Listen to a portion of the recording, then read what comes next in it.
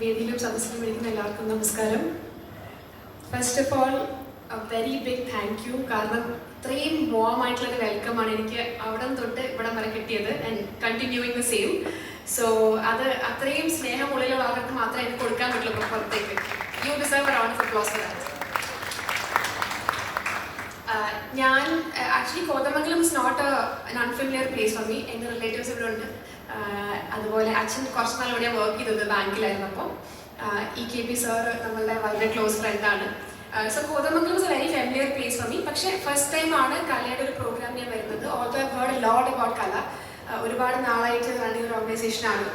ഒരുപാട് കേട്ടിട്ടുണ്ട് കലയെ പറ്റി. അപ്പോൾ as an artist and as ഞാൻ കുറച്ച് എഴുതും, കുറച്ച് പോയട്രി ഒക്കെ ഉള്ള ആളാണ്. So I can call myself a writer I think. അപ്പോൾ as a writer and as an artist I am very very proud ഇന്നിങ്ങനെ ഒരു വേദിയിൽ നിൽക്കാൻ പറ്റിയതിലും ഇങ്ങനെ ഒരു സംഭവം ഇനോഗ്രേറ്റ് ചെയ്യാൻ പറ്റിയതിലും.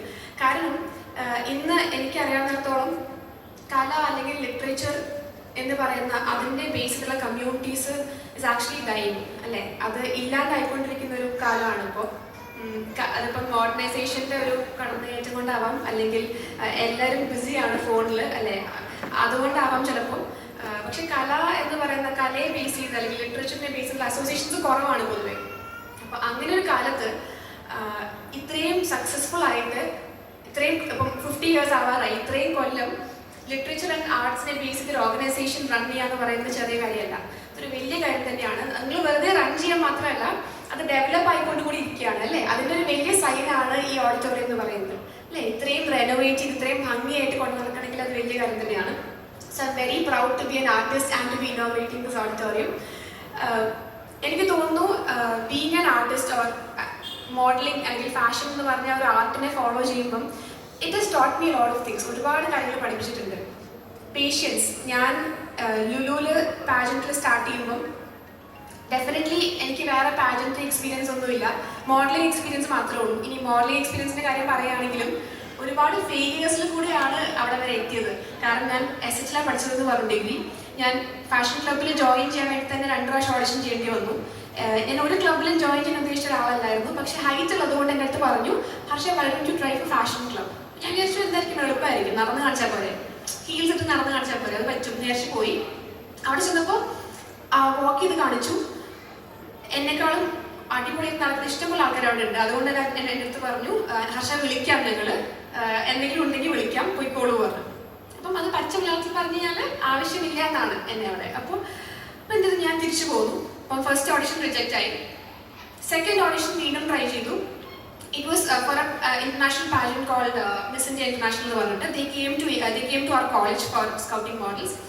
അവിടെ വാക്ക് ചെയ്തപ്പം അവർ ഓക്കെ സെലക്ട് ചെയ്തു തന്നെ. പക്ഷേ ഐ വാസ് നോട്ട് 18 yet. ഞാൻ 17 ആയിരുന്നു. അപ്പോൾ കോൺട്രാക്ട് സൈൻ ചെയ്യാൻ പറ്റില്ല.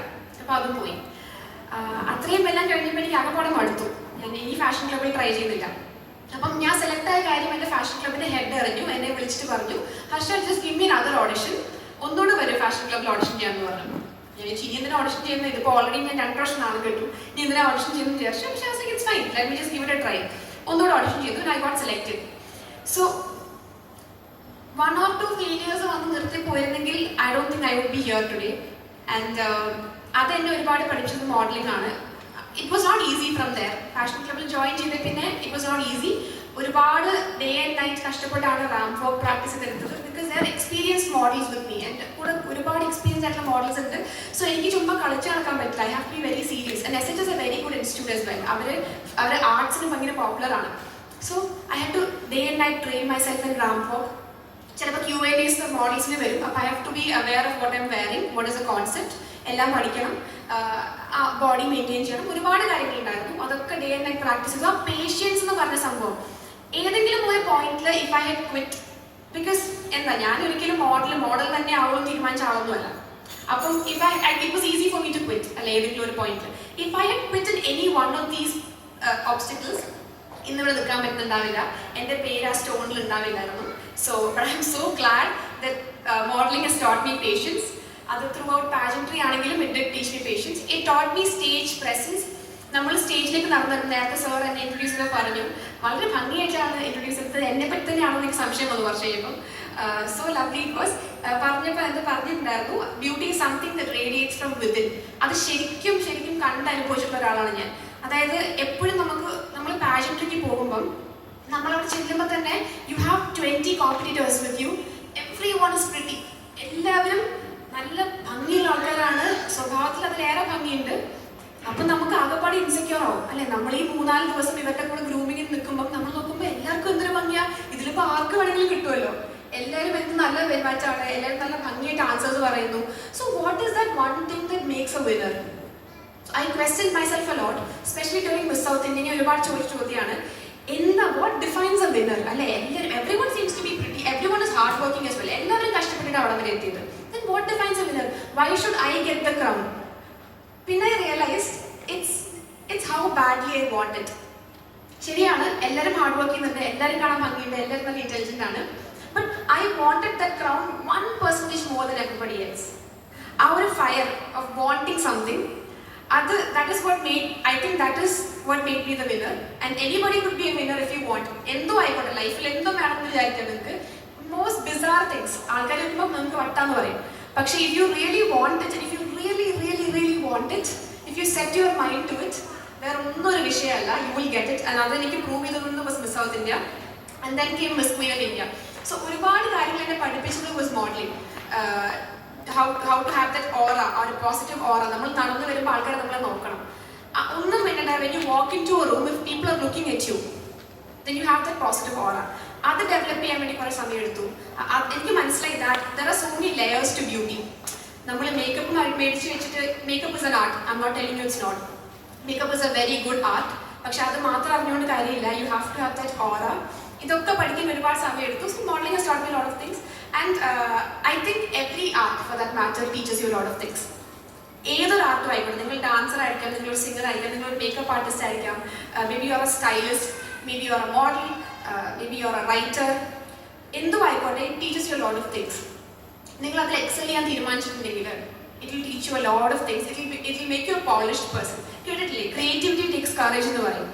അതായത് നമ്മൾ ക്രിയേറ്റീവായിട്ട് എന്തെങ്കിലും ചെയ്യണം, നമ്മളൊരു ആർട്ടിസ്റ്റ് ആവണം തീരുമാനിക്കുമ്പോൾ ഒരുപാട് കറേജ് വേണം. അങ്ങനെ കറേജസ് ആയിട്ടുള്ള ആൾക്കാരെ, ഒരുപാട് കറേജസ് ആയിട്ടുള്ള ആൾക്കാരെ കല എന്ന് പറഞ്ഞ ഓർഗനൈസേഷനെ ക്രിയേറ്റ് ചെയ്യാൻ സാധിക്കട്ടെ എന്ന് ഞാൻ ആത്മാർത്ഥമായിട്ട് പറയുകയാണ്. അതുപോലെ തന്നെ കല ആസ്വാദകരെ വേണം നമുക്ക് അല്ലേ. ഒരാൾ ജസ്റ്റ് പെർഫോം ചെയ്യുന്നതായിട്ട് കാര്യമില്ല, അത് ആസ്വദിക്കാനൊരു കഴിവ് വേണം ഇല്ലേ. ഏതൊരു പാട്ട് കേട്ടാലും അതിനകത്തൊരു മ്യൂസിക്കാലിറ്റി കണ്ടുപിടിക്കാൻ ഒരു കഴിവ് വേണം. ഡാൻസ് കാണുമ്പോൾ കൂടെ കളിക്കാനോ അല്ലെങ്കിൽ കൈയടിക്കാനോ ഒരു കഴിവ് വേണം അല്ലേ. ഒരു പോയം വായിച്ചിട്ട് കൊള്ളാം എന്ന് പറയണമെങ്കിൽ അറിഞ്ഞു പറയണമെങ്കിൽ ഒരു കഴിവ് വേണം അല്ലേ. സോ കല അഭ്യസിക്കാനും അത് ആസ്വദിക്കാനുമുള്ള കഴിവുണ്ടാവട്ടെ. അങ്ങനെ ഒരുപാട് ആൾക്കാരെ ഈ ഒരു അസോസിയേഷൻ ക്രിയേറ്റ് ചെയ്തെന്ന് ഞാൻ ആശംസിക്കുകയാണ്. I M so happy to be a part of this function today. Thank you so much. Thank you, Harsha, for your inspiring words. As per the request of audience, it would be fun